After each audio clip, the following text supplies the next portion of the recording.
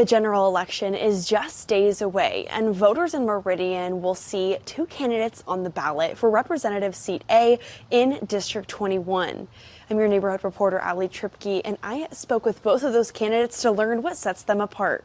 District 21 includes a majority of Meridian between Eagle and McDermott, Victory and Ustick. Casey Hess of Meridian is challenging Representative James Petzke, who is running for his second term. During my first term, I got a lot of bills through. One of the ones that I'm most proud of was a bill to make financial literacy a requirement in all high school for all high school graduates. So every high school student in Idaho is now going to learn the basics of personal finance before they graduate.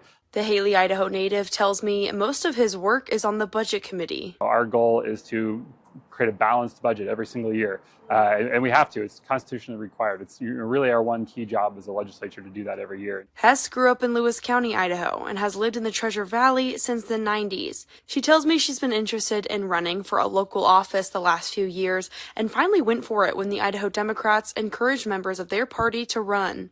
The Democratic beliefs about, funding education and making sure that we are raising good stewards of society shouldn't be something that's really a bipartisan thought. It really is just the way it should be.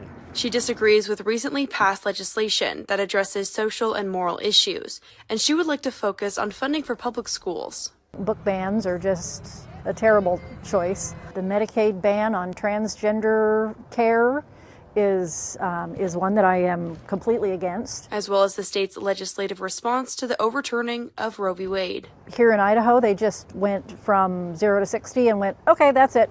Abortions are no longer on the table.